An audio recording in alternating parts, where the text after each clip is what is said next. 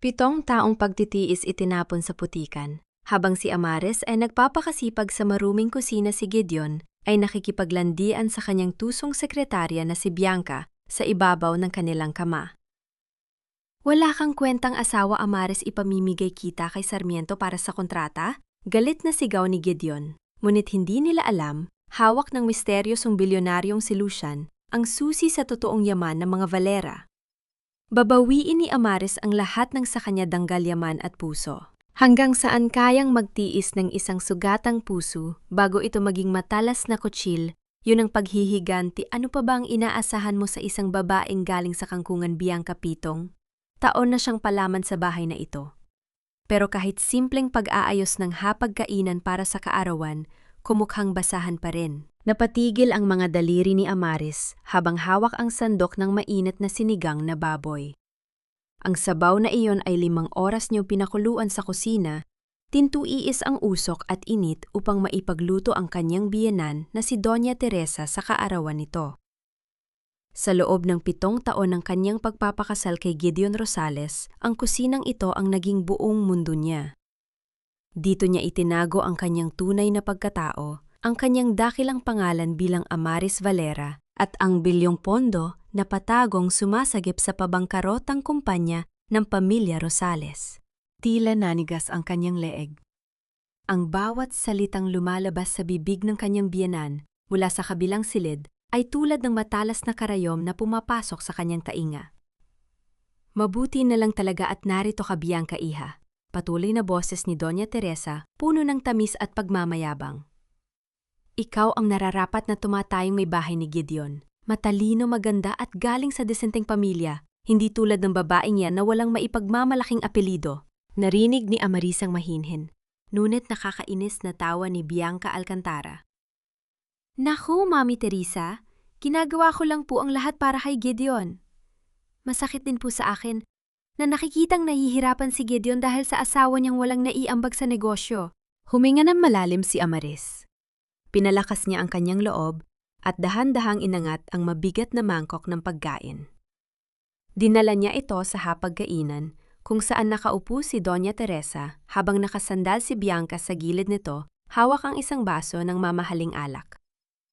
Inihanda ko na po ang paborito ninyong pagkain, Mommy Teresa.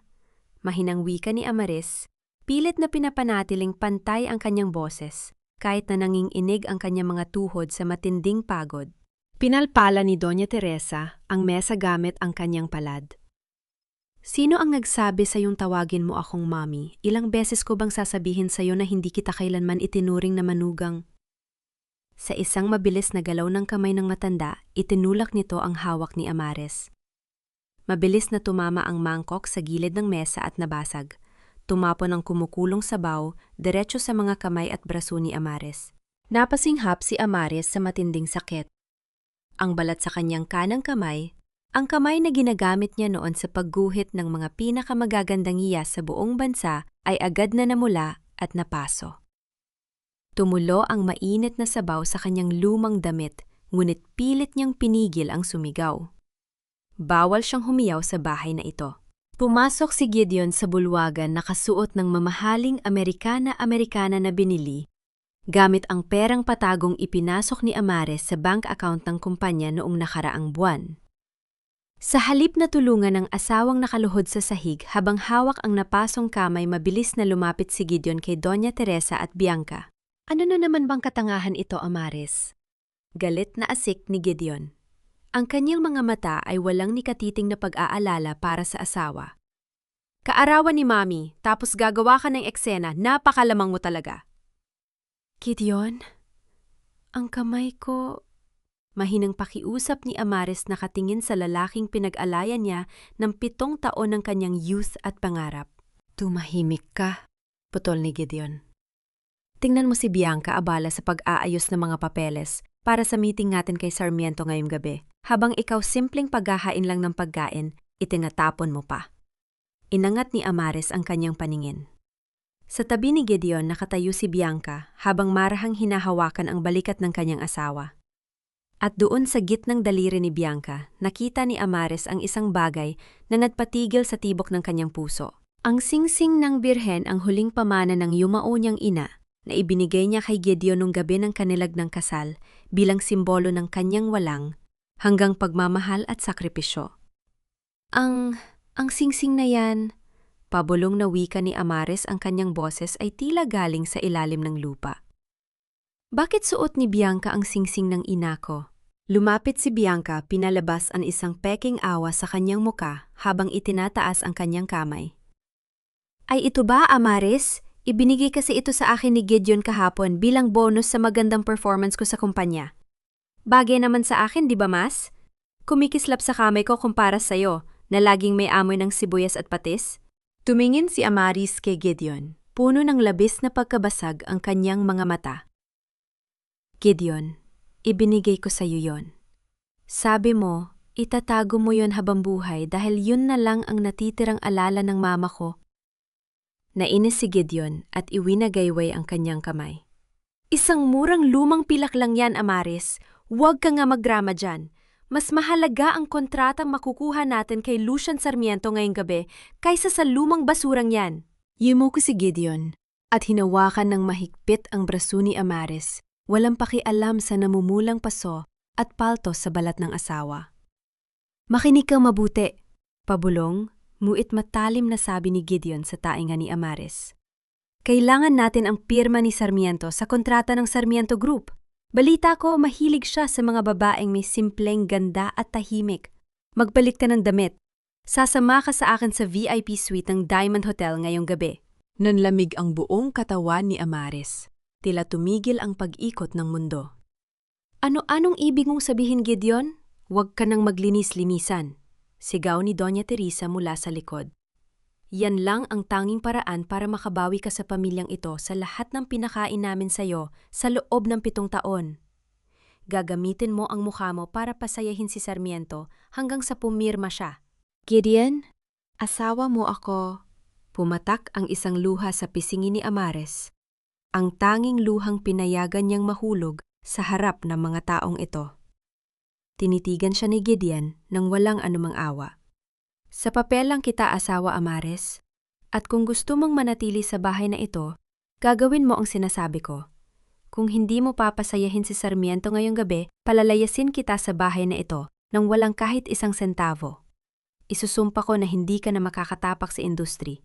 Yan ang alahas kailanman. Iniwan siya ng 3 sa maruming sahig ng kusina na papalibutan ng natapon na sabaw at basag na babasagin. Iniyuko ni Amares ang kanyang ulo. Tiningnan niya ang kanyang napasong kamay at ang dugong dahan-dahang lumalabas mula sa hiwa ng basag na plato. Hanggang kailan magtitimpi ang isang pusong binagyo ng paghahamak bago nito matutunang ang apoy na sumunog sa kanya ang siya ring gagamitin niya upang tupukin ang lahat ng nanamantala sa kanyang pag-ibig. Mabilis na itinulak ni Gideon ang balikat ni Amaris papasok sa tila higanting pinto ng presidential suite ng Diamond Hotel. Bago pa man makapagsalita si Amaris, mabilis nang isinarado ni Gideon ang pinto mula sa labas, leaving her completely trapped inside the dimly lit room. Napatayo ng matuwid si Amaris sa gitna ng mamahaling karpet. Ang kanyang napasong kamay ay nakabalot sa basang tissue na kinuha niya sa kusina bago sila umalis. Nanginginig ang kanyang buong katawan, hindi dahil sa lamig ng aircon, kundi dahil sa matinding hiya at takot na gumagapang sa kanyang kaluluwa. 7 taon siyang naging tapat na may bahay. Ngunit na yung gabi, itinapon siya ng sariling asawa tulad ng isang gamit na pwedeng ipagpalit para sa pera. Isang malalim na boses ang gumising sa katahimikan ng silid. Gideon Rosales, sinabi ko na sayong, ayaw ko makipagkita sa hindi pormal na oras. Napatigil ang salita ng lalaking lumabas mula sa balkonahe. Nakasuot ito ng itim na Amerikana, hawak ang isang baso ng tubig. Ngunit nang magtama ang kanyang mga mata sa babaeng nakatayo sa gitna ng silid, dahan-dahang nabitawan ng lalaki ang malamig na tingin sa kanyang muka. Amaris, dahan-dahang inangat ni Amaris ang kanyang ulo. Ang lalaking nakatayo sa kanyang harap ay walang iba kundi si Lucian Sarmiento, ang kilalang hari ng industry, anang Transco sa Asia, at ang dating senior niya sa University of the Philippines nung siya ay nag-aaral pa ng Fine Arts. Dahil sa matinding hiya, mabilis na itinago ni Amaris ang kanyang napasong kamay sa likod ng kanyang lumang damit at yumuko, Ayaw niyang makita siya ng lalaking ito sa ganitong estado. Ipagpaumanhin mo, Mr. Sarmiento? Nanginginig ang boses ni Amares. Pilit na pinipigil ang luhang, gustong pumutok sa kanyang mga mata. Pinalabas ako ni Gideon dito. Para sa kontrata ng kumpanya. Hindi lumapit si Lucian ng may pagmamataas o pagnanasa. Sa halip ang mga mata ng lalaki ay napuno ng matinding pagkabigla at matinding sakit, habang tinititigan ang babaeng dating itinuturing na pinakamatalino at pinakamagandang hiyas ng kanilang unibersidad. Dahan-dahang lumapit si Lucian. Bawat hakbang nito ay puno ng paggalang. Amaris, anong nangyari sa'yo? Bakit ka narito sa ganitong paraan? Kailangan ko nang umalis. Mabilis na tumalikod si Amares upang tumakas sa pinto. Ngunit nahulaan ni Lucian ang kanyang galaw. Marahang humarang si Lucian, ngunit nanatiling may distansya upang hindi siya matakot. Doon napansin ni Lucian ang nanginginig na kanang kamay ng babae na nakatago sa likod. Ipakita mo sa akin ang kamay mo. Mahinahon, ngunit may autoridad na sabi ni Lucian. Wala ito, Mr. Sarmiento. Amares, pakiusap. Dahan-dahang inilabas ni Amares ang kanyang kamay. Ang basang tissue ay nakadikit na sa namumula at nanamlay na balat mula sa kumukulong sabaw ng sinigang. Walang maraming salitang sinabi si Lucian. Mabilis siyang naglakad patungo sa cabinet at kinuha ang medical kit ng hotel. Inalalayan niya si Amares na maupo sa malambot na velvet sofa. Lumuhod si Lucian sa harap ng babae, isang bilyonaryo, na lumuhod sa harap ng isang babaeng itinapon ng sariling pamilya. Kumuha si Lucian ng malinis na cotton at pampahid ng paso. Napakasela ng kanyang bawat galaw. Bago niya idikit ang gamot sa namumulang balat ni Amares, marahang hinipan ni Lucian ang mga daliri ng babae upang mabawasan ang kumakagat na init ng paso. Pumikit si Amares, habang ang mainit na luha ay tuloy-tuloy na pumatak sa kanyang pisingi. Hindi dahil sa sakit ng paso, kundi dahil sa matinding pangungulila. Sa loob ng 7 taon, walang sinuman sa bahay ng mga Rosales ang nagtanong kung masakit ba ang kanyang pakiramdam. Walang humiip sa kanyang mga sugat. Ngunit ang lalaking ito na walang taon niyang hindi nakita ay pinatutunayan sa kanya na may halaga pa rin siya bilang tao. Bakit mo hinaya ang tratuhin kanila ng ganito, Amaris? Mahinang tanong ni Lucian habang maingat na binabalot ng malinis na gasa ang kamay nito. Nasaan ang Amaris Valera na nakilala ko noon, ang babaeng walang kinatatakutan kapag humahawak ng lapis at ginto? Nagulat si Amaris sa pagbanggit ni Lucian sa kanyang totoong apelido. Kilala mo pa rin ako? Ngumiti ng bahagya si Lucian, ngunit may lungkot sa kanyang mga mata. Tumayo siya at naglakad patungo sa kanyang lalagyan ng mga papeles. Kumuha siya ng isang lumang sketchpad na gawa sa maitim na balat at inabot ito kay Amares. Nanlaki ang mga mata ni Amares. Ang sketchpad na yon ay ang kanyang personal na talaan ng mga disenyo noong kolehiyo pa siya. Ang sketchpad na nawala noong araw na ipinagtapat niya kay Gideon ang kanyang pag-ibig. 8 taon kong iningatan yan, pahayag ni Lucian habang nakatitig sa mga mata ni Amares. Inasahan kong makikita kong kumikislap ang pangalan mo sa buong mundo bilang pinakamahusay na jewelry designer. Ngunit, naglaho ka na lang bigla pagkatapos mo makasal kay Rosales. At ngayon, makikita kita na ginagamit ng lalaking yon bilang instrumento para lang makakuha ng kontrata. Iwinaksi ni Amares ang kaniyang mukha sa matinding hiya. Hindi mo naiintindihan, Lucian. May utang na loob ako sa pamilya niya. Ang utang na loob ay hindi binabayaran ng iyong kaluluwa at dignidad, Amares. Matigas, nuwit puno ng pag-aalala na giit ni Lucian. Hindi ka isang bagay na pwedeng ipamigay. Ikaw ay isang Valera. Bago pa man makasagot si Amares, narinig ang tunog ng pagbukas ng pinto mula sa labas. Pumasok si Gideon, may dalang folder ng kontrata at may malawak na ngiti sa kanyang mukha, umaasang tapos na ang pakikipag-usap ng kanyang asawa sa bilyonaryo. Mr. Sarmiento, masayang bati ni Gideon habang pumasok. Umaaso ako na naging maayos ang pagtanggap sa iyo ng asawa ko. Handa na ang mga papeles para sa partnership natin. Napatigil si Gideon nang makitang nakatayo si Lucian sa harap ni Amares, ganap na pinoprotektahan ang babae mula sa kanyang paningin. Malamig na lumapit si Lucian kay Gideon. Inabot niya ang folder ng kontrata mula sa kamay ng lalaki. Walang anumang pag-aalinlangan pinunit ni Lucian ang kontrata sa gitna muli at muli hanggang sa maging pira-pirasong papel ito na itinapon niya diretso sa mga sapatos ni Gideon. Banghwang at namutla ang mukha ni Gideon. Mr. Sarmiento, anong ibig sabihin nito? Bakit mo pinunit ang kontrata? Lalong lumapit si Lucian kay Gideon. Ang kanyang tindig ay puno ng kapangyarihan at matinding galit na nakatago sa malamig na boses. Kinuha ni Lucian ang kanyang sariling puting panyo at maingat na itinutok ang kamay ni Amares sa kanyang tabi. Tinitigan ni Lucian si Gideon ng diretsyo sa mga mata. Ang bawat salita ay tila matalas na espada. Hindi mo kilala kung sinong reyna ang itinapon mo sa putikan, Rosales? At sisiguraduhin kong pagbabayaran mo ang bawat patak ng luha niya. Malamig ang simoy ng hangin sa kahabaan ng daan patungong Tagaytay. Sa loob ng tahimik na sasakyan ni Lucian Sarmiento, tanging ang dahan-dahang pagpatak ng ulan sa salamin ang naririnig.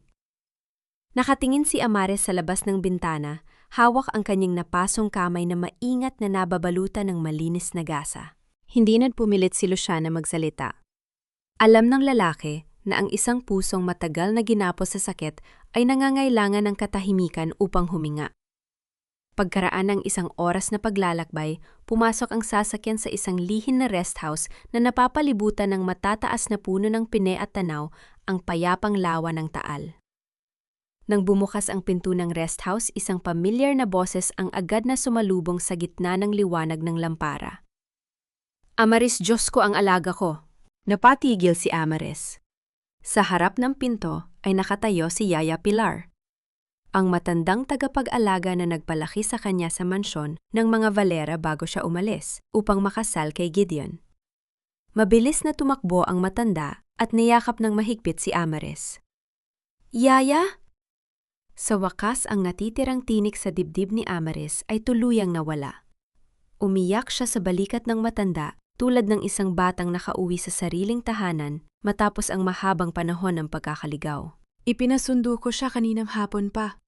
Mahinang sabi ni Lucian habang nakatayo sa likod, may ngiti ng paggalang sa kanyang mga labi.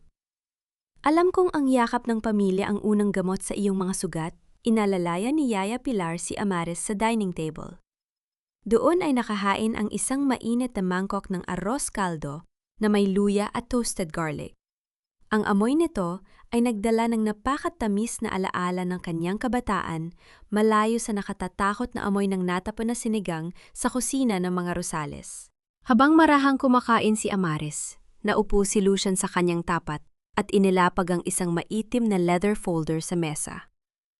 Amares, simula ni Lucian. Ang kanyang boses ay puno ng seryosong intensyon. Nais kong tingnan mo ito. Binuksan ni Amares ang folder. Sa loob ay ang mga opisyal na dokumento mula sa Intellectual Property Office at mga audited financial statement ng Rosales Jewelry. Nanlaki ang kanyang mga mata nang makita ang mga numero at petsa. 7 taon mong ibinigay ang iyong mga disenyo kay Gideon, paliwanag ni Lucian. Ngunit ipinarehistro niya ang bawat isa sa mga ito sa ilalim ng pangalan ni Bianca Alcantara at ng kanyang kumpanya. Hindi lang yan natuklasan din ng aking mga tauhan na may lihim na offshore account si Gideon kung saan niya inililipat ang mga pondo na patagong nanggagaling sa iyong pamanang mana. Napahawak si Amares sa kanyang dibdib. Paano mo nakuha ang mga lihim na dokumentong ito mula sa loob ng kumpanya ni Gideon? Isang misteryosong iti ang lumabas sa mga labi ni Lucian. Isang taong nasa loob ng kumpanya ang matagal nang gustong makitang lumaya ka sa impyernong yon. Huwag kang mag-alala, malalaman mo rin kung sino siya sa tamang panahon. Habang naghahari ang kapayapaan sa Tagaytay, kabaliktaran naman ang nangyayari sa mansyon ng mga Rosales sa Forbes Park. Nagwawala si Doña Teresa sa gitna ng sala. Ibinagsak ng matanda ang kanyang mamahaling tikap sa semento, habang namumula ang mukha sa galit. Nawala ang kontrata sa Sarmiento Group. Nagmumukha tayong katatawanan sa buong industriya. Nakaupo si Gideon sa sofa. Hawak ang isang baso ng matapang na alakpawisan at balisa. Hindi ko maintindihan bakit biglang pinunit ni Sarmiento ang kontrata at bakit ganoon na lang ang pagtatanggol niya kay Amaris. Lumapit si Bianca kay Gideon, dahan-dahang hinawakan ang leeg ng lalaki upang magtanim muli ng lason sa isip nito. Gideon, hindi mo ba nakikita? Sinasadya ng walang kwenta mong asawa na ipahiya ka? Baka matagal na silang may lihim na relasyon ni Sarmiento. Ginamit ka lang ni Amaris para makalapit sa mas mayaman. Ang mga salitang iyon ni Bianca ay parang langis na pumatak sa nagliliyab na ego ni Gideon. Tumayo ang lalaki, kinuha ang kanyang telepo o mula sa mesa at mabilis na tinawagan ang numero ni Amaris. Sa rest house sa Tagaytay, tahimik na tumutulo ang ulan sa salamin ng bintana. Narinig ang tuloy-tuloy na pag-vibrate ng telepono ni Amaris sa ibabaw ng wooden table. Ang pangalan ni Gideon ay kumikislap sa screen. Tumingin si Lucian kay Amaris, walang anumang pagpilit sa kanyang mga mata. Ikaw ang may hawak ng desisyon, Amaris. Hindi mo na kailangang matakot sa kanya. Dahan-dahang inabot ni Amaris ang telepo. Pinalitan niya ang speaker mode at sinagot ang tawag. Amaris, nasaan ka? Ang galit at pautos na boses ni Gideon ay umalingaw-ngaw sa tahimik na silid. Umuwi ka rito ngayon din? Wala kang karapatang ipahiya ako at si Mami sa harap ni Sarmiento? Pagbabayaran mo ang ginawa mo sa amin? Rinarinig ni Amaris ang boses ng lalaking pinag-alayan niya ng kanyang kabataan. Ang lalaking itinuring niyang mundo, ngunit itinapon siya sa putikan. Ngunit sa unang pagkakataon sa loob ng 7 taon, walang takot na gumapang sa kanyang dibdib. Tanging malamig at matatag na katotohanan na lamang ang natira. Marahang inilapit ni Amaris ang kanyang labi sa telpo. Tapos na ako sa'yo, Gideon. Bago pa man makapagsalita muli ang galit na lalaki sa kabilang linya. Pinindot ni Amaris ang pulang button sa screen. Dahan-dahan niyang pinatay ang power ng telepo at inilapag ito ng nakataob sa mesa. Sa labas ng bintana ang patak ng ulan ay patuloy na pumapatak sa salam. Indahan-dahang hinuhugasan ang huling alikabok ng kanyang masakit na nakaraan. Malakas na itinulak ni Bianca Alcantara ang kahoy na pinto ng maliit na bahay ni Yaya Pilar sa Cavite dahilan upang mayanig ang lumang bisagra nito at malaglag ang ilang alikabok mula sa kisame. Doon tamtari nagpalipas ng gabi si Amaris upang hindi maging labis na abala sa rest house ni Lucian. Pumasok si Doña Teresa na may hawak na mamahaling panyo. Sa kanyang ilong, tinitingnan ang simpleng sala na gawa sa kawayan ng may labis na pandiri. Dito ka lang pala nagtatago, Amaris? Galit na asik ng matanda habang pinalilibutan sila ng kanyang 2 bodyguard. Pagkatapos ng lamunin ang pera ng pamilya ko, tatakasan mo kami sa ganitong maruming lungga. Lumabas si Yaya Pilar mula sa kusina, pilit na humaharang sa harap ni Amaris. Doña Teresa, wala kayong karapatang pumasok basta-basta sa bahay ko. Umalis kayo rito. Tumahimik ka, matandang katulong, sigaw ni Bianca habang itinutulak ang balikat ni Yaya Pilar. Hinahanap namin ang magnanakaw na ito dahil sa kanya nasira ang pinakamalahing kontrata ng Rosales Jewelry. Humarang si Amaris sa harap ni Yaya Pilar, pinoprotektahan ang kanyang lumang tagapag-alaga. Sa kabila ng benda sa kanyang kamay, tumayo si Amaris ng tuwid. Walang mikatiting na takot sa kanyang mga mata. Lumapit si Doña Teresa kay Amaris din, nuduro ang mukha ng babae. Walang utang na loob inampon ka namin, pinigyan ng bubong pinakain sa loob ng 7 taon, at ngayon sisirain mo ang kumpanya ng anak ko. Sino ka ba sa akala mo isang pulubi na pinulot lang namin sa putikan? Sumingit si Bianca na may nakasulat na mapanuyang ngiti sa mga labi. Sinasabi ko na nga ba, Mami Teresa? Ginamit lang ng babaeng ito ang kanyang pagiging kaawa-awa para akitin si Lucian Sarmiento. Magkano ba ang nakuha mo sa kanya para punitin niya ang kontrata ng Rosales Bin? Enta mo ba ang katawan mo sa kanya para lang gantihan si Gideon? Ang mga insultong yon ay tila mga lason na ibinubuhos sa silid. Ngunit sa halip na umiyak o yumuko tulad ng nakaraang 7 taon dahan-dahang humakbang si Amaris patungo kay Doña Teresa. Tinitigan ni Amaris ang matanda ng derecho sa mga mata. Ang kanyang tingin ay napakalalim, napakalamig, at puno ng hindi mabasag na kapangyarihan. Dahil sa biglaang tapang na ipinakita ng babaeng dating inaapi na paatras, nang bahagya si Doña Teresa, nakaramdam ng biglaang panginginig sa kanyang likod. Hindi ninyo ako inampon, Doña Teresa. Malamig at malinaw na wika ni Amares. Ako ang bumili ng mansyon ninyo sa Forbes Park nang lihim na pondo ko ang ginamit ni Gideon. Ako ang nagbayad ng mga utang ninyo sa bangko. At ang pamilyang Valera na tinatawag ninyong walang halaga, sila ang dahilan kung bakit minakakain tayo araw-araw sa loob ng 7 taon. Napatigil si Doña Teresa. Ang kaniyang mga mata ay nanlaki sa matinding gulat nang marinig ang pangalang Valera. Isang mabilis na takot ang dumaan sa kanyang muka. Alam ng matanda ang kapangyarihan ng mga Valera sa industry, yan ang alahas. Nuwit hindi niya kailanman naisip na ang simpleng babaeng pinakasala ng kanyang anak ay ang nawawalang tagapagmana ng imperyong iyon. Valera? Nanginginig ang boses ni Doña Teresa. Anong pinagsasabi mo, isang sinungaling? Bago pa man makalapit ang mga bodyguard ni Doña Teresa upang saktan si Amares, narinig ang mabilis na yabag ng mga sapatos sa labas. 4 na armadong security detail ng Sarmiento Group ang pumasok sa silid mabilis na pinalibutan sina Doña Teresa at Bianca. Sumunod na pumasok si Lucian Sarmiento. Ang kanyang presensya ay nagdala ng matinding lamig sa buong bahay.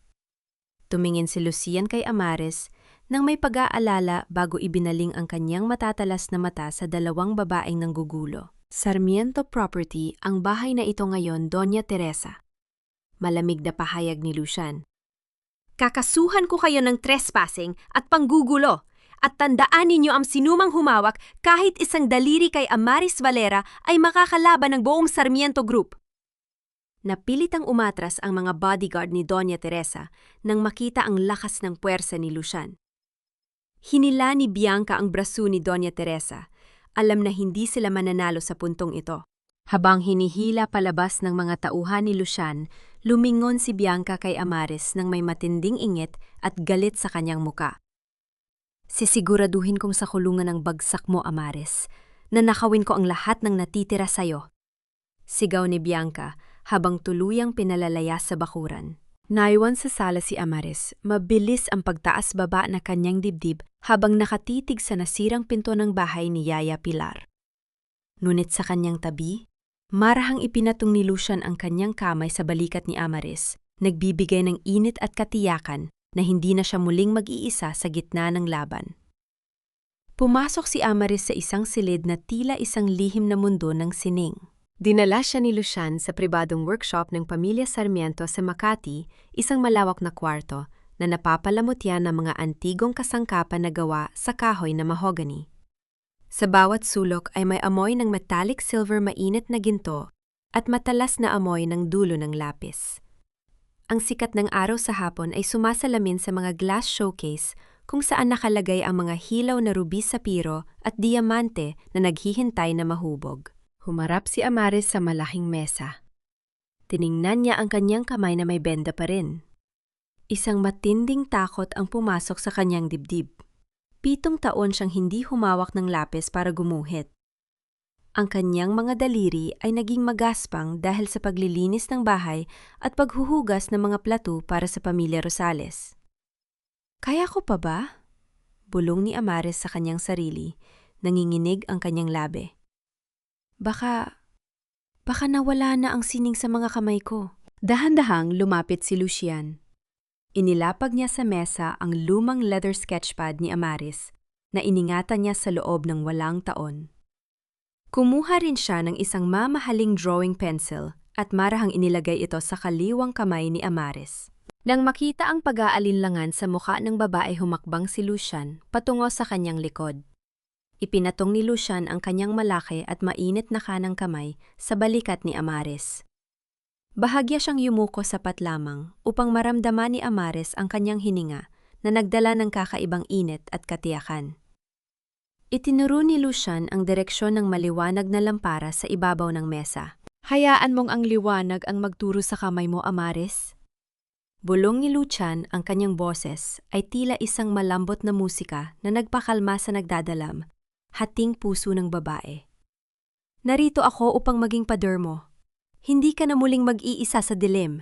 Ang malapit na distansya ng kanilang katawan at ang init ng kanyang balikat ay nagbigay kay Amaris ng isang matinding pakiramdam ng kaligtasan.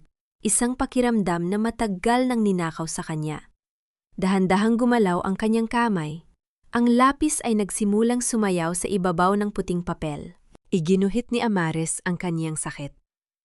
Iginuhit niya ang isang luha na gawa sa ginto na yumayakap sa isang matalas at sugatang kristal. Sa bawat guhit, tila inilalabas niya ang lahat ng luhang kanyang pinigil sa loob ng 7 taon. At sa ibaba ng kanyang natapos na sketch, gumuhit siya ng isang maliit at komplikadong simbolo, isang sampagita na may maliit na putol na baging. Maganda, bulong ni Lucian habang nakatitig sa simbolo. Ngunit ano ang ibig sabihin ng maliit na sampagitang ito sa ibaba? Tumingin si Amaris sa malayo. Iyan ang lihim ng aking pamilya, Lucian. Isang lihim na tanging ang tunay na tagapagmana ng mga Valera ang nakakaalam. Habang nagbabalik ang sining kay Amaris, abala naman sina Bianca at Gideon sa kanilang kumpanya.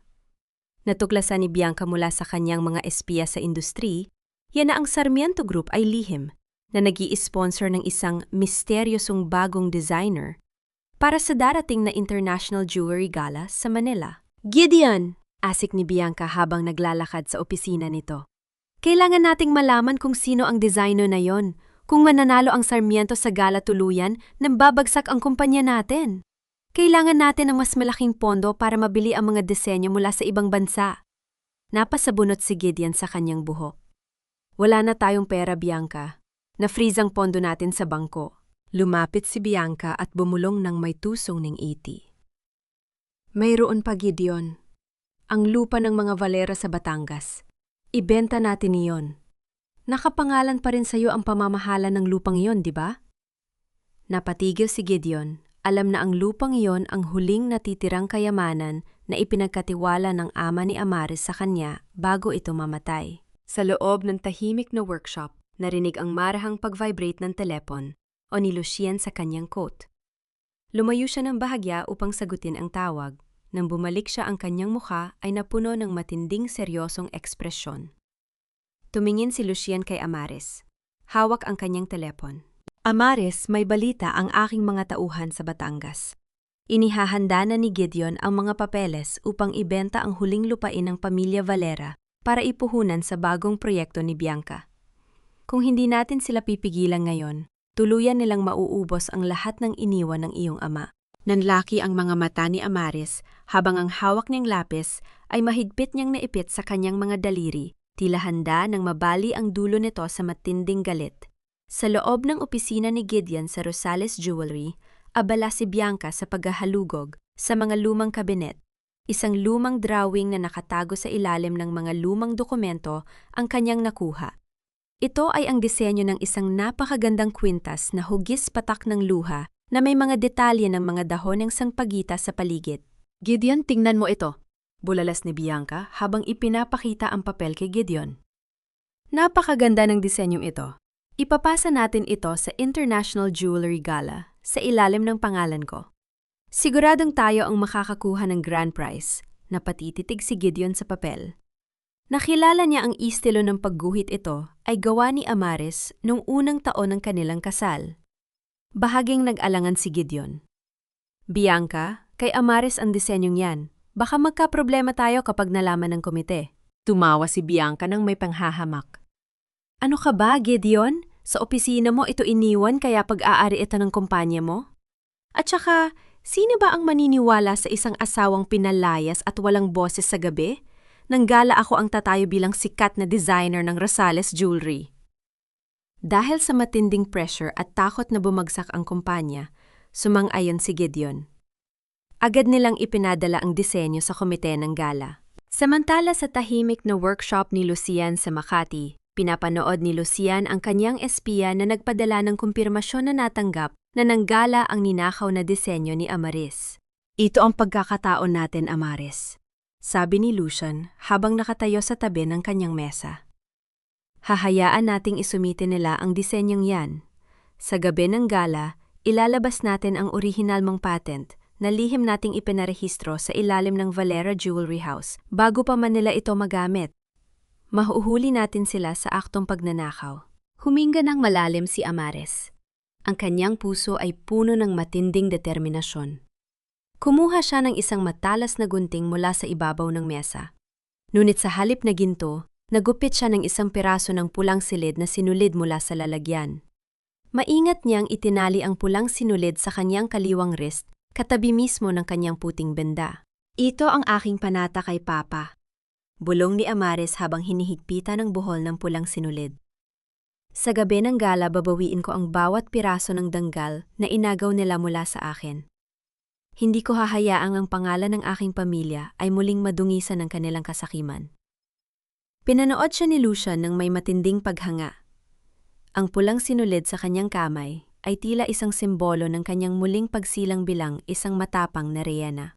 Sa kabilang dako ng lungsod, lihim na nakipagkita si Gideon sa isang pribadong restaurant sa Taguig.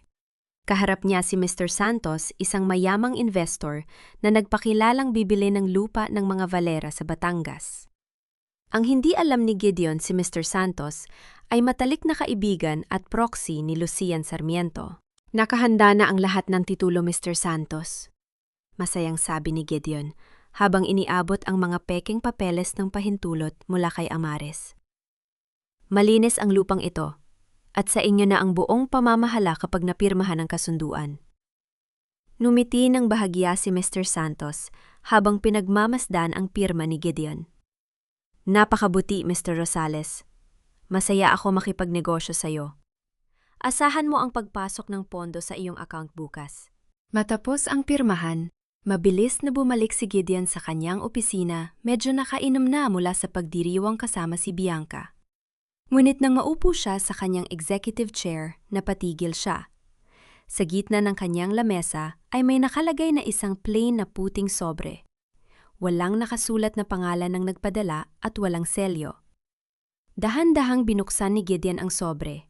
Sa loob ay may isang piraso ng papel na may nakasulat na isang babala gamit ang pulang tinta. Hindi sa iyo ang pag-aari na hawak mo. Mag-ingat ka sa darating na gabi ng gala. Nanginig ang kamay ni Gideon habang hawak ang papel.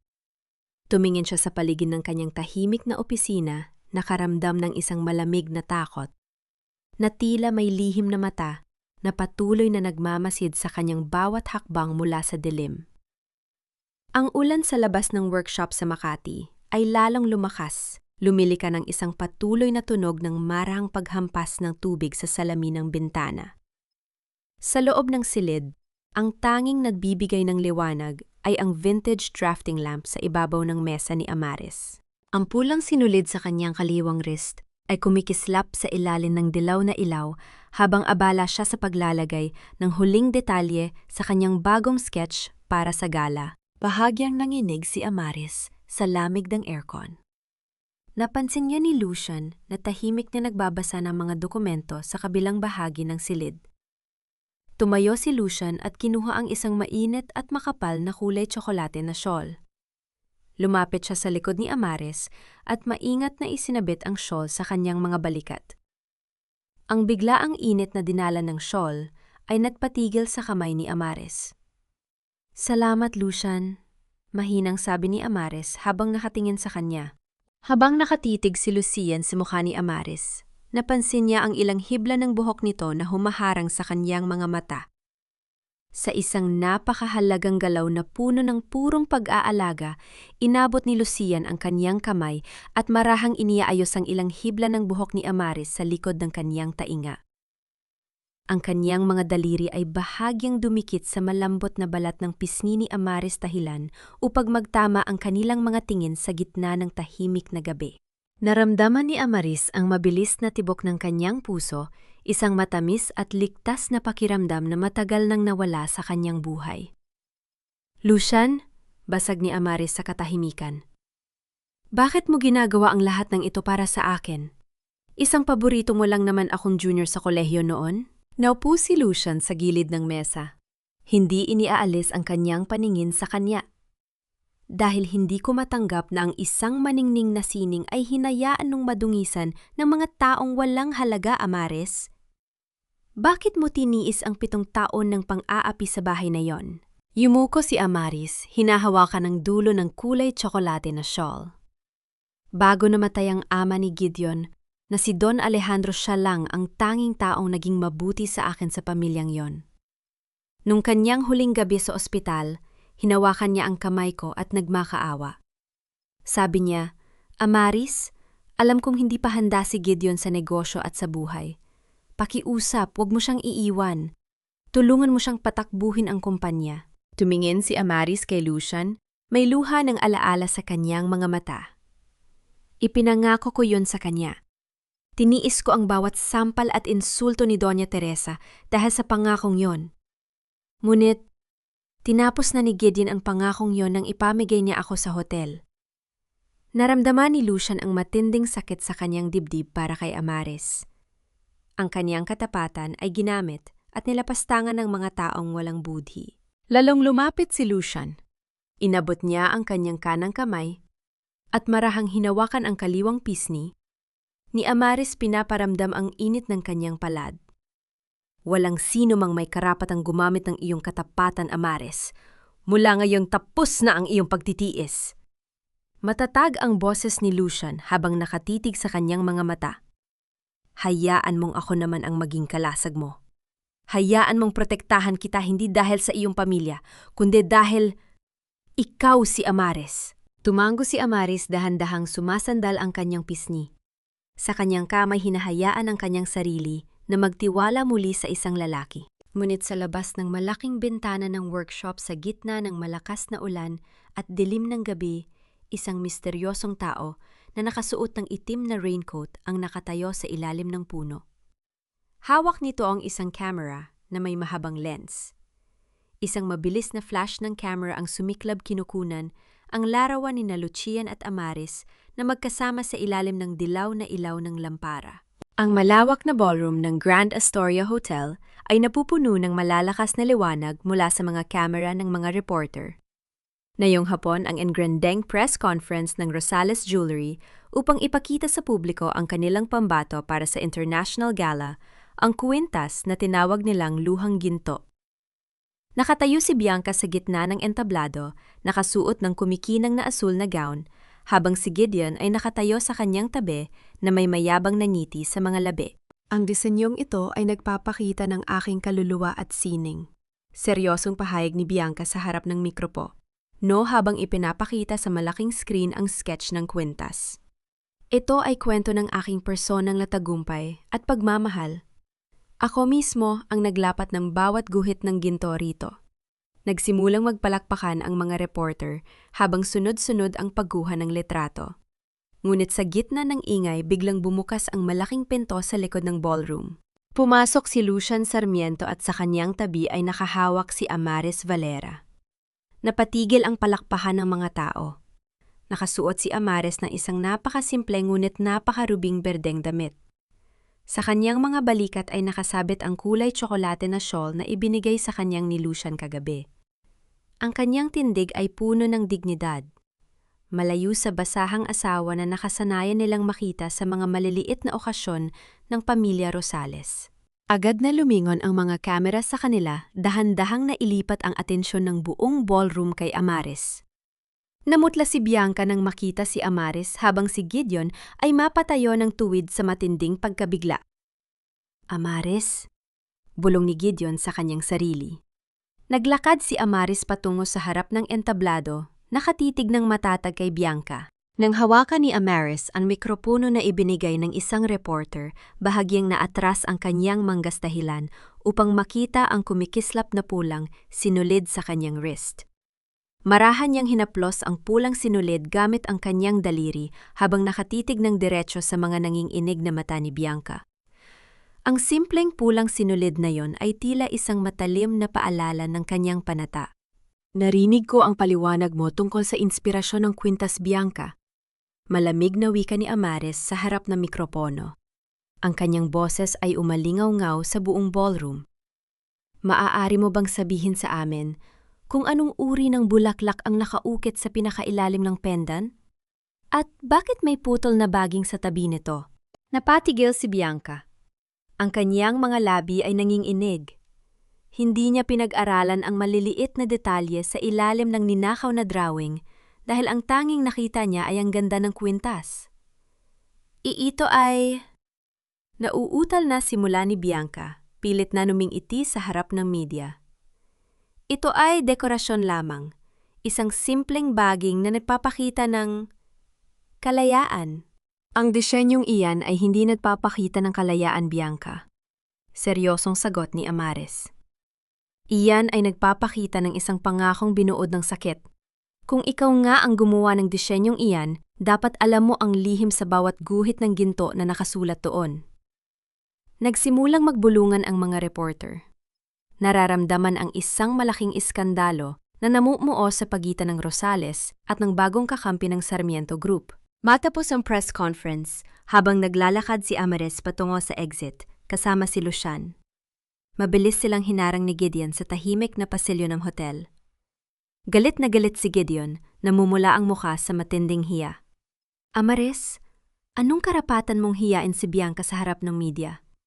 Sinisira mo ba ang kumpanya ko? Bago pa man makalapit si Gideon kay Amares, mabilis na humarang si Lucian sa kanyang harap. Ang kanyang matatangkad na tindig ay ganap na nagdala ng takot kay Gideon. Tinitigan ni Lucian si Gideon nang may matinding pangingitnit ang kanyang boses ay napakababa, ngunit puno ng panganib. Huwag mo subukang lumapit sa kanya, Rosales. Dahil bukas na umaga, sisingilin ka na ng bangko sa lahat ng utang ng kumpanya mo na patagong binayaran ni Amares noon gamit ang kanyang sariling pondo. Handa ka na bang makita ang sarili mo at ang pamilya mo sa loob ng kulungan? Nanginig ang panga ni Gideon sa matinding takot habang pinapanood sina Lucian at Amares na maglakad palayo habang ang pulang sinulid sa wrist ni Amares ay tila isang apoy na sumusunog sa natitirang lakas ng pamilya Rosales. Nanginginig ang mga kamay ni Gideon habang hawak ang telepono ng kanyang opisina. Ang boses ng bank manager ng Manila Trust Bank ay tila isang malamig na hatol ng kamatayan sa kanyang kumpanya.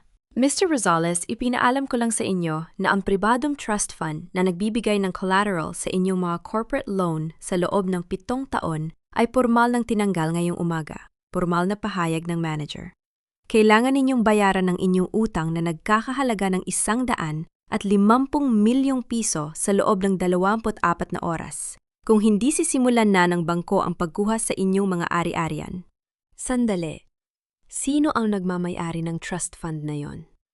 Sino ang nagtanggal? Pasigaw na tanong ni Gideon habang tumutulo ang malamig na pawis sa kanyang no. Ang trust fund ay pagmamay-ari ng Valera Estate, malamig na sagot ng manager. At ang otorisadong pumirma na si Miss Amares Valera ang pormal na nagsara ng account kanina.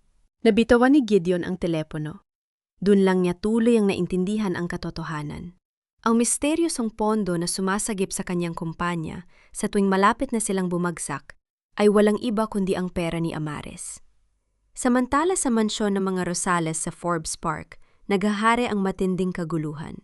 Abala si Doña Teresa sa paglalagay ng kanyang mga mamahaling alahas sa loob ng isang maleta habang umiiyak sa takot. Gideon, anong nangyayari? Nakatanggap ako ng sulat mula sa bangko na kukunin na nila ang bahay na ito. Sinabi ni Bianca na maayos ang lahat. Pumasok si Bianca sa sala. Pilit na pinapanatiling maayos ang kanyang mukha, kahit na halata ang takot sa kanyang mga mata. Mabilis siyang nilapitan ni Doña Teresa at marahas na hinawakan ang kanyang braso. Ikaw sinabi mo na ang disenyo mo ang sasagip sa amin. Sinabi mo na isang lintalang si Amares. Ngayon, mawawalan tayo ng bahay dahil sa kawalang kwenta mo. Mami Teresa, makinig kayo. Pilit na gaslighting ni Bianca habang nakatingin kay Gideon. Gideon, honey, makinig ka sa akin. Pansamantala lang ito. Siguradong ginagamit lang ni Amares ang kanyang katawan para akitin si Sarmiento at i-freeze ang pondo natin. Magtiwala ka sa akin, mananalo tayo sa gala. Sa unang pagkakataon sa kanyang buhay, tila natanggal ang piring sa mga mata ni Gideon. Marahas niyang itinulak ang kamay ni Bianca papalayo sa kanya. Slap sa kaniya Bianca si Amares ang nagmamay-ari ng trust fund. Sigaw ni Gideon ang kanyang boses ay puno ng matinding pagsisisi at galit. 7 taon. 7 taon niyang binayaran ang lahat ng utang natin habang ikaw ay bumibili ng mga mamahaling bag gamit ang pera ko. Sinabi mo sa akin na wala siyang kwenta, pero siya lang pala ang nagpapakain sa atin. Habang nagkakagulo ang pamilya Rosales, naghahari naman ang kapayapaan sa pribadong opisina ni Lucian sa Sarmiento Tower. Ang amoy ng mainit na chamomile tea ay pumapalibot sa silid. Nakatayo si Amares sa tabi ng malaking bintana, pinapanood ang dahan-dahang paghinto ng ulan. Sa ibabaw ng kanyang lamesa ay may nakalagay na isang maliit na glass jar. Sa loob ng glass jar na yon ay naroroon ang kanyang simpleng gintong wedding ring. Marahan niyang hinaplos ang labas ng glass jar gamit ang kanyang mga daliri. Tinanggal na niya ang singsing na yon, iniwan ang kanyang daliri na walang anumang dekorasyon kundi ang pulang sinulid sa kanyang wrist. Ang singsing na iyon ay isa na lamang patay na bagay mula sa nakaraan. Malaya na siya. Pumasok si Lucian may dalang mainit na tsa at inabot ito sa kanya. Naihatid na ng bangko ang mga papeles kay Gideon. Nagsisimula na ang kanyang pagbagsak. Pumalik si Gideon sa kanyang opisina, tila isang patay na tao habang umiinom ng alak diretso sa bote. Biglang nag-vibrate ang kanyang personang nga telepo. Ito ay ang kanyang pamilyang abogado na si Ate Castro. Gideon, may malaki tayong problema. Nanginginig ang boses ng abogado. Isang malaking demanda para sa estafa, falsification of documents, at illegal asset liquidation ang pormal na isinampa laban sa iyo at kay Bianca Alcantara. Sino ang nagsampa ng demanda? Si Sarmiento ba? Tanong ni Gideon. Hindi, sagot ng abogado. Ang nagdemanda ay ang Valera Jewelry House, na kinakatawan ng kanilang nag-iisang chairperson si Amaris Valera. Nabitawan ni Gideon ang kanyang bote ng alak dahilan upang mabasag ito sa simento habang ang kanyang tilpono ay nalaglag sa kanyang paanan, dahan-dahang nagpapakita ng lamat sa screen. Napatingin si Gideon sa kisame nang may matinding katakutan na tanto na ang babaeng kanyang itinapon ay ang reyna na sisira sa kanyang buong buhay. Sa gilid ng isang tahimik at lumang kapilya sa Makati kung saan pumunta si Amaris upang magdasal, biglang lumitaw si Gideon mula sa mga anino. Ang kanyang hitsura ay napakagulo. Hindi ahit. Ang balbas mapula ang mga mata sa matinding puyat at basang-basa ng ulan ang kanyang simpleng polo. Amaris, kausapin mo ako. Nagmakaawa si Gideon, nanginginig ang kanyang boses habang humaharang sa kanyang lakad. Napatigil si Amaris, ngunit nanatiling malamig ang kanyang ekspresyon. Naalala mo pa ba? Mabilis na simula ni Gideon habang tumutulo ang mga luha sa kanyang pisngi. Noon kolehiyo pa tayo sa UP, noon wala pa tayong pera pero masaya tayo habang kumakain ng fishball sa gilid ng kalsada. Amaris, nagkamali ako. Natukso ako kay Bianca, nirebenta niya ang isip ko. Pero ikaw lang ang totoong asawa ko, Amaris. Pakiusap, bumalik ka na sa akin.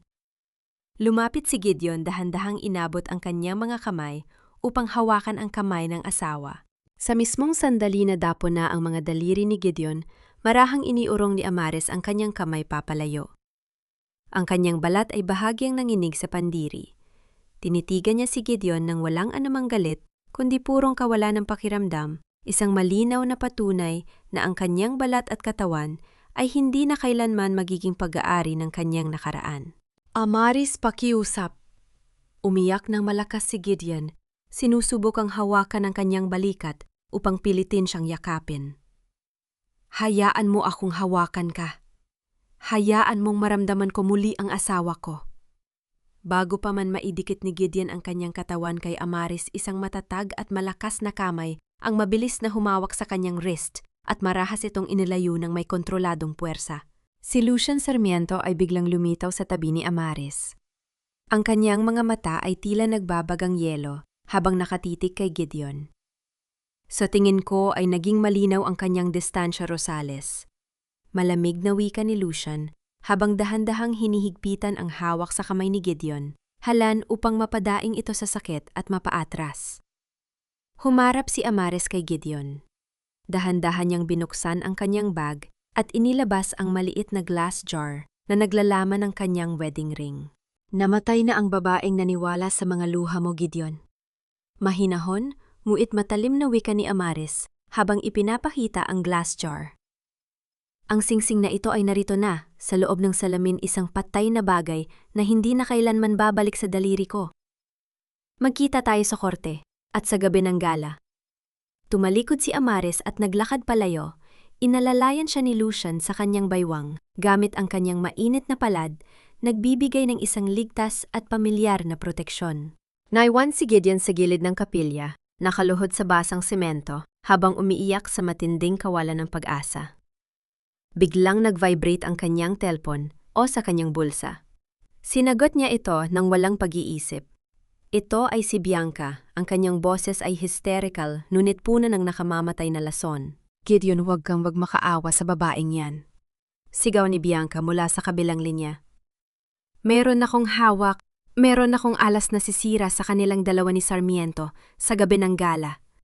May kumuha ng litrato sa kanila na magkasama sa loob ng workshop nung nakaraang gabi.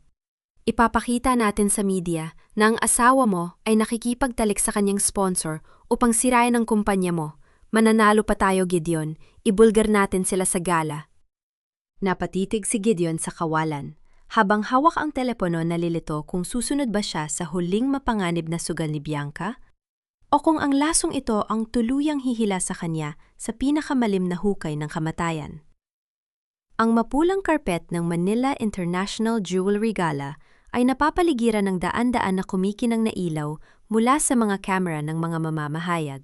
Ngayong gabi ang pinakahihintay na okasyon ng buong bansa kung saan nagtitipon-tipon ang pinakamayayaman at pinakamakapangyarihang tao sa alta sosyedad.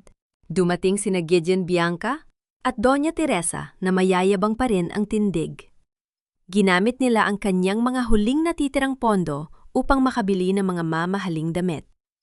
Nakasuot si Bianca ng isang makapal na asul na velvet gown, pilit na pinagmumukhang reyna ang kanyang sarili. Gideon, lakasan mo ang loob mo? Bulong ni Bianca habang nakakapit sa braso ni Gideon.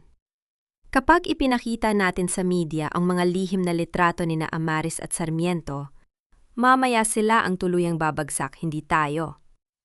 Hawak ni Doña Teresa ang kanyang mga perlas sa leeg, nang inginig ang kanyang mga kamay sa matinding kabog ng dibdib, ngunit pinipilit pa ring umiti sa harap ng mga reporters. Maya-maya, tila tumigil ang pag-ikot ng buong bulwagan nang pumasok si Amaris Valera na nakaakbay kay Lucian Sarmiento. Nakasuot si Amaris ng isang maringal at napakasimpleng pulang sutla na damit na tila gumuguhit sa kanyang magandang tindig. Sa kanyang kaliwang wrist ay naroroon pa rin ang pulang sinulid na mahigpit niyang naitali. Ang kanyang kagandahan ay napakalinis at napakatingkad dahilan upang dahan-dahang ilipat ng lahat ng mga reporter ang kanyang mga kamera patungo sa kanya. Bago sila tuluyang pumasok sa ilalim ng malalaking ilaw ng main hall, napatigil sandali si Lucian. Inabot niya ang kamay ni Amaris. Maingat na ipinasok ang kanyang mga daliri sa pagitan ng mga daliri ng babae at marahan itong piniga. Hinga ng malalim, aking reyna. Narito ako sa tabi mo. Hindi ka nag-iisa. Tumingin si Amaris sa kanya, umiti ng bahagya at ang kanyang kaba ay tuluyang napalitan ng matatag na lakas. Sa gilid ng bulwagan, lihim na lumapit si Bianca sa isang grupo ng mga kilalang tsismis reporters, hawak ang puting sobre na naglalaman ng mga nakaw na larawan ina Amaris at Lucian sa loob ng workshop. Gusto ninyo ba ng totoong iskandalo? Bulong ni Bianca sa mga reporter. Tingnan ninyo kung paano nakikipagtalik ang asawa ni Gideon Rosales sa kanyang sponsor na si Lucian Sarmiento para lang sirain ang kumpanya ng asawa niya. Bago pa man maabot ng mga reporter, ang sobre mabilis na humarang ang dalawang armadong security guard ng Sarmiento Group kasama ang abogado ni Lucian. Malamig na nagsalita ang abogado sa tabi ni Bianca. Miss Alcantara, ang mga larawang iyan ay kinuha sa loob ng pribadong pag-aari ng Sarmiento Group. Kung ipapakita mo yan sa publiko, hiilahin ka ng mga pulis ngayon din para sa kasong illegal wiretapping, invasion of privacy at extortion. Nakatayo na sila sa likod mo. Nanlamig ang buong katawan ni Bianca. Dahan-dahan siyang lumingon at nakita ang 4 na pulis na nakatayo malapit sa exit door, nakatitig ng matalim sa kanya. Mabilis ning ibinalik ang sobre sa kanyang bag, tumutulo ang malamig na pawis sa kanyang muka. Sa kabilang bahagi ng bulwagan, nagtama ang mga mata ni Gideon at Amaris. Hindi umiwas si Amaris. Tumingin siya ng diretsyo kay Gideon, ang kanyang kamay ay marahang nakahawak sa pulang sinulid sa kanyang wrist. Ang kanyang mga mata ay tila nagbabagang bakal na nagpapakita ng kanyang ganap na katatagan. Naramdaman ni Gideon ang isang malamig na takot na tanto na natalo na sila bago pa man magsimula ang okasyon. Narinig ang malakas na boses ng announcer mula sa entablado ng gala. Magandang gabi sa inyong lahat. Maligayang pagdating sa Manila International Jewelry Gala. Ngayon ay sisimulan na natin ang formal na anunsyo para sa nagwagi ng grand prize ng taon.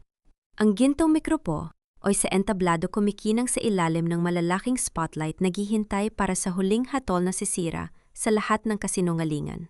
Mabilis na lumapit ang 3 pulis mula sa likod ng bulwagan, dahan-dahang hinahati ang mga tao habang naglalakad patungo sa direksyon ni Gideon at Bianca. Ang malakas at matatag na boses ng announcer ay umalingaw-ngaw sa buong bulwagan mula sa gintong mikropuno ng entablado. At ang nagwagi ng pinakamataas na parangal, ang grand prize para sa Masterpiece of the Year, ay walang iba kundi ang Valera Jewelry House para sa disenyong luhang ginto na nilikha ni Miss Amaris Valera. Ang malaking spotlight ay mabilis na tumama kay Amaris na nakatayo sa tabi ni Lucian. Nagsimulang magpalakpakan ang buong bulwagan, ngunit isang matinis na sigaw ang bumasag sa okasyon mula sa gilid ng entablado. Hindi maaari may pagkakamali, hysterical na sigaw ni Bianca habang pilit na umaakyat sa entablado ganap na nawala ang kanyang disenteng anyo. Ako ang nagsubmit ng disenyong luhang ginto sa ilalim ng Rosales Jewelry. Magnanakaw ka, Amaris. Ninahaw mo ang gawa ko. Mabilis na tumayo si Lucian sa tabi ni Amaris at sumenyas sa kanyang tech team sa likod. Sa isang saglit, ang dambuhalang screen sa likod ng entablado ay nagpakita ng malalaking dokumento ng orihinal na patent registration ng luhang ginto na may lagda ni Amaris Valera 7 taon na ang nakalilipas. Kasunod nito ay ang mga opisyal na audited financial statements na nagpapakita na ang Rosales Jewelry ay 7 taon nang nagnanakaw ng mga disenyo ni Amaris nang walang kanyang pahintulot. Ang disenyong luhang ginto ay rehistrado sa ilalim ng pangalan ni Amaris Valera bago pa man nakatapak si Bianca Alcantara sa Rosales Jewelry. Matigas at malamig na pahayag ni Lucian sa harap ng mikropono.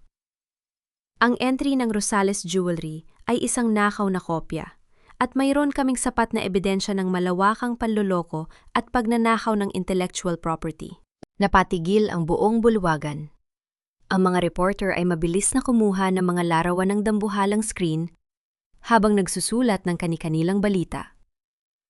Umakyat si Amaris sa entablado at dahan-dahang lumapit sa gintong mikropono. Habang nakatayo sa ilalim ng malalakas na ilaw, inangat ni Amaris ang kanyang kaliwang kamay. Gamit ang kanyang kanang kamay, marahan niyang kinalas at tinanggal ang pulang sinulid na nakatali sa kanyang wrist. Hinayaan niyang mahulog ang pulang sinulid sa sahig ng entablado. Ang kanyang panatanang pagtitiis ay pormal nang natapos. Siya ay malaya na. 7 taon akong nanatiling tahimik bilang asawa ni Gideon Rosales. Simula ni Amaris, ang kanyang boses ay puno ng kapangyarihan at hindi mabasag na dignidad. Tiniis ko ang bawat pang-aap, bawat insulto at ang pagkagupit ng aking sining upang tuparin ang isang pangako sa taong naging mabuti sa akin. Ngunit ngayong gabi, binuwag ko na ang pangakong iyon. Binabawi ko ang aking pangalan, ang aking talento at ang aking dignidad bilang isang Valera. Sa mismong sandaling iyon, ang 4 na pulis ay mabilis na lumapit kina Bianca at Gideon. Unag nilagyan ng posa si Bianca habang sumisigaw at nagwawala sa harap ng mga kamera. Sumunod na, nilapitan si Gideon. Mr. Gideon Rosales, ikaw ay arestado para sa kasong multi-million peso fraud, falsification of land titles at corporate embezzlement. Pahayag ng pulis habang nilalagyan ng posas ang kanyang mga kamay. Sa labis na katakutan na bitawan ni Doña Teresa ang kanyang baso ng champagne. Ang basag na porselana at salamin ay sumabog sa sahig ng gala na tila sumisimbolo sa ganap na pagkawasak ng kanyang pangarap na marangyang buhay. Gumuho ang matanda sa semento, umiiyak ng hysterical habang nakatitig sa kanyang anak na hinuhuli ng mga pulis. Hinihila na si Gideon ng mga pulis papalayo. Ngunit pilit siyang lumingon kay Amaris, umiiyak at nagmamakaawa. Amaris? Amaris, kausapin mo ako. May utang na loob ka kay Mami. Huwag mo kaming gawa ng ganito. Malamig lang siyang tinignan ni Amaris mula sa entablado. Walang kahit isang patak ng luha o galit sa kanyang muka. Biglang bumukas ang malaking pinto ng ballroom. Pumasok si Ate Castro, ang sariling pamilyang abogado ng mga Rosales, hawak ang isang itim na folder. Naglakad siya patungo sa entablado at humarap kay Gideon. Mr. Rosales, malinaw na wika ni Ottie Castro sa harap ng mga reporter. Meron akong hawak na orihinal at notarized na testimony ng iyong yumao na ama, si Don Alejandro. Alam niya ang lahat ng panloloko mo kay Amares mula pa noong una. At ayon sa kanyang huling habilin, formal kanyang tinanggalan ng lahat ng karapatan sa pamana ng pamilya Rosales kung hihiwalayan mo o sasaktan si Amares. Wala ka ng pag-aare, Gideon. Ikaw ay isang pulubi. Dito tuluyang nawala ng buhay ang mga mata ni Gideon habang formal siyang hiniila ng mga pulis patungo sa dilim ng kanyang huling hantungan. Sa loob ng madilim at malamig na selda ng kulungan sa Maynila, nakaupo si Gideon sa sementong upuan habang nakasuot ng orange na damit ng mga preso. Tinitigan niya ang kanyang mga kamay na dati ay pinalalamutian ng mga mamahaling singsing, nuwit na yon ay wala ng anumang ningning kundi ang dumi ng rehas. Ang kanyang buong buhay ay gumuho sa loob lamang ng isang gabi. Kabaliktaran ng kanyang kalagayan, naghahari ang marang, yang katahimikan sa bagong opisina ng Valera Jewelry House sa Bonifacio, Global City. Nakaupo si Amares sa kanyang executive chair habang pinagmamasdan ang malawak na tanawin ng lungsod. Narinig ang marahang pagbukas ng pinto ng kanyang opisina. Pumasok si Doña Teresa, ngunit wala na ang kanyang mayabang na tindig at mamahaling terlas. Mukha siyang matandang lanta, gusot ang damit at nanginginig ang buong katawan. Sa pagkabigla ni Amaris, biglang lumuhod si Doña Teresa sa makintab na sahig na marmol ng opisina. Umiyak siya ng malakas at nagmakaawa sa harap ng kanyang dating manugang. Amaris pa? Iusap iligtas mo si Gideon? Umiiyak na pakiusap ni Doña Teresa habang sinusubukang hawakan ang mga sapatos ni Amaris. Iurong mo ang demanda ko? Nalang ang ipakulong mo, wag lang ang anak ko. Nagmamakaawa ako sa iyo bilang isang ina. Tinitigan ni Amaris ang matandang babae na 7 taon siyang inapi sinampal at tinawag na Linta. Dahan-dahang binuksan ni Amaris ang kanyang drawer at inilabas ang isang lumang panyo, ang panyong may mansa pa ng mainit na sabaw at gamot sa paso noong gabing napaso ang kanyang kamay sa kusina. Binaluktot ni Amaris ang kanyang tuhod, dahan-dahang bumaba at inilagay ang lumang panyo sa nang ininig na mga kamay ni Doña Teresa. Iyan ang panyong ginamit ko noong napaso ako sa kusina ninyo, Doña Teresa. Mahinahon ngunit matatag na wika ni Amaris. Yan ang huling piraso ng aking pagtitiis na ibinabalik ko sa inyo. Tapos na ang aking utang na loob. Pakiusap, umalis na kayo. Tumayo si Amaris at tinawag ang kanyang mga security guard upang maingat na ihatid si Doña Teresa palabas, leaving the old woman weeping on her knees. Pagkatapos noon, bumisita si Amaris sa kulungan upang harapin si Gideon sa huling pagkakataon. Nagkita sila sa likod ng makapal na salamin ng visitation room. Tumingin si Gideon sa kanya nang may matinding pagsisisi at pangungulila. Amaris, patawarin mo ako. Kung alam ko lang ang lahat. Hindi nagbago ang ekspresyon ni Amaris. Ipinasok niya sa maliit na siwang ng salamin ang formal na annulment decree na may lagda ng korte kasama ang mga papeles ng foreclosure ng kumpanya. Hindi mo kailangan ng aking kapatawaran, Gideon. Kailangan mo ang hustisya. Malamig na wika ni Amaris. Ang kasal natin ay formal ng pinawalang bisa ng korte ngayong umaga. Wala ka ng asawa at wala ka ng kumpanya. Sa kabilang bahagi ng kulungan ng mga babae, si Bianca ay nakaupo sa sulok, nagwawala at sumisigaw, habang sinasabi ng kanyang abogado na wala ng paraan upang iligtas siya dahil sa bigat ng ebidensya ng panloloko. Iniwan siyang mag-isa sa dilim ng selda, walang sinumang gustong tumulong sa kanya. Kinaumagahan isang balita ang mabilis na lumabas sa mga pahayagan na binabasa ng mga gwardiya ng kulungan. Rosales jewelry assets sold at public auction. Narinig ni Gideon ang usapan ng gwardiya sa labas ng kanyang rehas habang itinuturo ang kanyang selda. Rosales, mukhang may bagong may-ari na ang kumpanya mo. Binili ng isang malaking korporasyon ang lahat ng ari-arian ninyo kahapon. Napatayo si Gideon at lumapit sa rehas. Sino-sinong bumili? Tumingin ang gwardiya sa kanya nang may mapaglarong ngiti. Ang bago nilang pangalan ay Sarmiento Valera Jewelry House. At ang dati mong asawa, si Amaris Valera, ang nakaupo bilang bagong presidente at CEO. Nang hina ang mga tuhod ni Gideon habang humahawak sa malamig na rehas ng selda. Doon niya tuluyang naintindihan na ang kanyang pamilyang pamana ay formal nang napasa kamay ng lalaking nagligtas at nagpahalaga sa babaeng kanyang itinapon sa putikan. Ang simoy ng hangin sa sementeryo ng pamilya Valera ay napakapayapa ngayong umaga. Kasama si Yaya Pilar, nag-alay si Amares ng mga sariwang puting rosas sa nicho ng kanyang mga magulang. Papa, Mama, binawi ko na ang danggal ng ating pamilya, bulong ni Amares habang hinahawakan ang malamig na marmol ng nicho. Malaya na ako sa lahat ng tanikala ng nakaraan. Sana ay payapa na kayo riyan. Niyakap siya ni Yaya Pilar mula sa likod, nagbibigay ng isang pamilyar at mainit na pagmamahal. Ipinagmamalaki ka ng mga magulang mo, anak. Tapos na ang iyong dusa. Ngayon oras na para mabuhay ka para sa sarili mong pangarap. Kinahapunan, dinala ni Lucian si Amares sa dalampasigan ng Batangas, ang lugar kung saan matatagpuan ang lupang iniligtas nila mula sa kasakiman ni Gideon. Malayo sa maingay at magulong lungsod, tanging ang marahang paghampas ng alon sa pampang ang naririnig habang ang langit ay dahan-dahang napupuno ng kulay rosas at orange na liwanag ng paglubog ng araw. Naglakad-lakad sila sa ibabaw ng malambot na buhangin. Napatigil si Amares sa kanyang paglalakad at tiningnan ang kanyang kanang kamay. Wala na ang mga puting benda.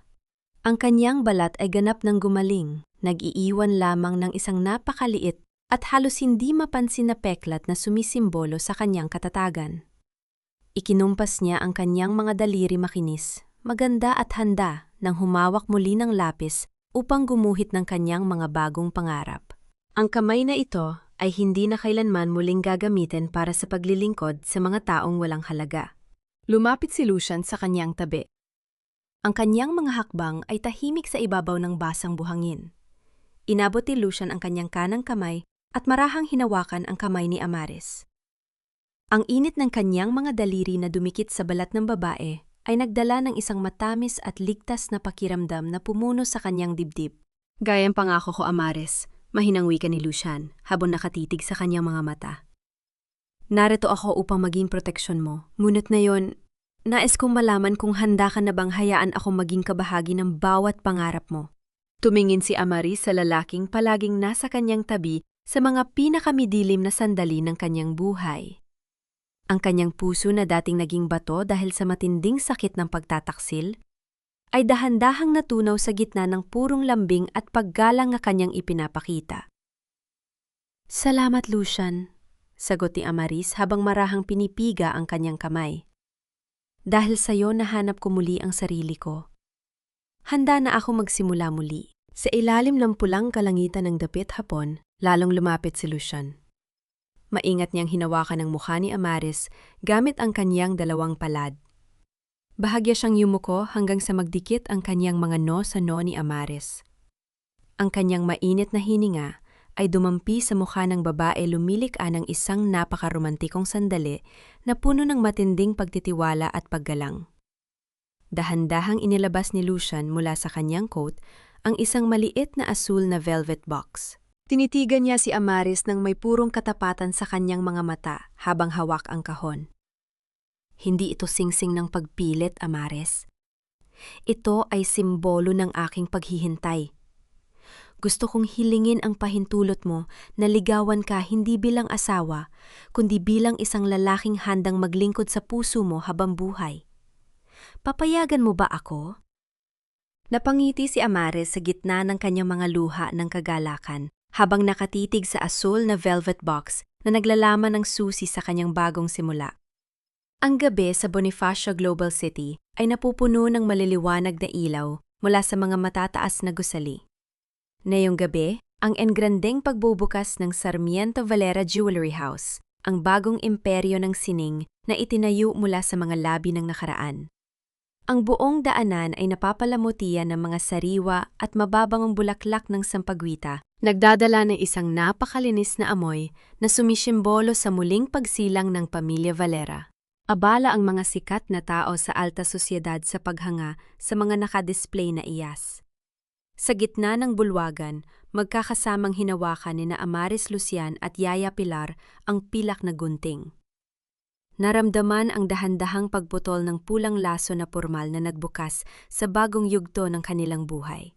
Mabilis na hinarap ni Amaris ang grupo ng mga mamamahayag na naghihintay para sa kanyang pahayag. Nakasuot siya ng isang maringal na gintong sutla na damit ang kanyang muka ay kumikinang sa purong kapayapaan at lakas. Ang Sarmiento Valera Jewelry House ay hindi lamang kumpanya ng mga diamante at ginto, malinaw na wika ni Amares sa harap ng mga mikropono. Ito ay tahanan para sa bawat kaluluwang dumaan sa matinding bagyo, ngunit piniling bumangon muli. Sa bawat babaeng nakikinig ngayong gabi, ang inyong halaga ay hindi sinusukat sa kung gaano ninyo kayang magtiis ng sakit, kundi sa kung paano ninyo pinahahalagahan at minamahal ang inyong sariling dignidad. Nagsimulang magpalakpakan ang lahat ng tao, puno ng matinding paghanga sa reyna ng sining na wakas ay nakabalik sa kanyang trono. Habang nagdiriwang ang buong BGC sa loob ng madilim at tahimik na selda ng kulungan, nanonood si Gideon sa maliit na telebisyon na nakasabit sa dingding ng pasilyo. Nakita niya si Amares sa screen, napakaganda, napakabait, at masayang nakahawak sa kamay ni Lucian Sarmiento. Hinaplos ni Gideon ang kanyang sariling dibdib, nararamdaman ang isang matinding saksak ng pangungulila at pagsisisi. Natanto niya na ang babaeng dati ay tahimik, na nagluluto sa kanyang kusina ay ang pinakamahalagang yes na itinapon niya para sa pansamantalang lason. Wala siyang kahit isang sentavo, wala siyang pamilya at wala siyang asawa. Tanging ang apat na malamig na dingding ng selda na lamang ang kanyang kasama habang buhay. Matapos ang okasyon, pumasok si Amaris sa kanyang pribadong opisina na nakaharap sa malawak na tanawin ng lungsod. Lumapit si Lucian sa kanyang tabi, gwapo sa kanyang itim na suit. Ngunit may malambot na tingin sa kanyang mga mata. Humakbang si Amaris patungo kay Lucian, hawak ang isang maliit na velvet box. Sa loob ay naroroon ang isang pares ng pasad, yang gintong cufflink na may disenyong sampagwita na may namumukadkad na baging, ang hiyas na siya mismo ang gumawa gamit ang kanyang sariling mga kamay. Lumapit si Amaris, naramdaman ang malapit na distansya ng kanilang mga katawan. Maingat niyang isinuot ang mga gintong cufflink sa manggas ng kamisyeta ni Lucian. Ito ang sagot ko sa tanong mo sa dalampasigan, Lucian. Bulong ni Amaris habang nakatitig sa kanyang mga mata. Ipinagkakatiwala ko na ang puso ko sa iyo. Handa na ako maglakad kasama ka habang buhay. Napuno ng matinding ligaya ang mga mata ni Lucian. Inabot niya ang kanyang mga kamay at marahang niyakap si Amaris sa kanyang bay. Ang inilalapit ang kanyang katawan sa kanyang dibdib. Yumuko si Lucian at nag-iwan ng isang matagal at napakairingal na halik sa noo ni Amaris habang marahang inihilig ni Amaris ang kanyang ulo sa balikat ng lalaki. Magkasama silang nakatayo sa tabi ng bintana, pinapanood ang makukulay na ilaw ng lungsod habang yakap ang isa't isa ng may ganap na kapayapaan at pag-ibig na hindi na kailanman muling masisira ng nakaraan. Sa paglipas ng panahon, ang bagyo na sumira sa buhay ni Amaris Valera ay tuluyan ang napalitan ng isang napakapayapang umaga. Ang bawat sugat ng kanyang nakaraan ay dahan-dahang naghilong nag-iwan ng mga peklat na hindi na nagdadala ng sakit kundi nagpapaalala sa kanyang matinding katatagan. Natawad na ba ni Amaris ang kanyang nakaraan, ang kapatawaran ay hindi nangangahulugang kalimutan ang kasalanan o ibalik ang mga nanamantala sa kanyang buhay. Ipinagkaloob ni Amaris ang kapatawaran sa kanyang sarili. Pinakawalan niya ang lahat ng put at galit upang magkaroon ng sapat na espasyo ang pagmamahal at sining sa kanyang dibdib. Hinayaan niya sina Gideon, Doña Teresa at Bianca sa kamay ng batas at ng karma ng tadhana habang siya ay naglakad papalayo ng may malinis at payapang konsensya. Ngayon nahanap na ba niya ang tunay na kapayapaan? Sa loob ng isang magandang tahanan sa malamig na burol ng Tagaytay, naririnig ang marahang tawa ng isang malusog na sanggol na lalaki habang karga-karga ni Amares sa kanyang mga bisig. Sa kanyang tabi nakatayo si Lucian. Hawak ang isang tasa ng mainit na kape habang nakatitig sa kanyang mag-ina ng may walang kapantay na pagmamahal at proteksyon. Kasama si Yaya Pilar na masayang nagtatanim ng mga puting rosas sa hardin. Natagpuan na ni Amares ang kanyang totoong tahanan, isang santuwaryo, kung saan ang kanyang sining ay hindi na nililika mula sa luha ng pagtitiis, kundi mula sa purong kaligayahan ng isang pamilya. Anong aral ang iniwan ng kwentong ito sa bawat Pilipinang nakikinig habang abala sa kanyang mga gawaing bahay, ang pagtitiis ng walang hanggan sa gitna ng pang-aapi at kawalan ng pagpapahalaga ay hindi kabanalan, kundi isang dahan-dahang pagpatay sa sariling kaluluwa at sining. Ang tunay na pag-ibig ay hindi kailanman hihingi ng kapalit na iyong sariling dignidad at danggal. Ikaw ay isang mahalagang hiyas na may sariling ningning. Huwag mo kailanman hahayaan ng sinuman na tratuhin ka bilang isang simpleng bato sa gilid ng kalsada. Sa huling pagninilay, ang paglalakbay ni Amares ay isang patotoo na palaging may pag-asa at pagsisimula muli sa bawat dulo ng dapit hapon. Ang bawat ginto ay kailangang dumaan sa matinding apoy ng show upang maging isang maningning na korona. Salamat sa inyong pakikinig at pagsama sa kwentong ito ng paghilom, at sana ay magsilbi itong liwanag at inspirasyon sa inyong sariling paglalakbay patungo sa kapayapaan at pagmamahal sa sarili.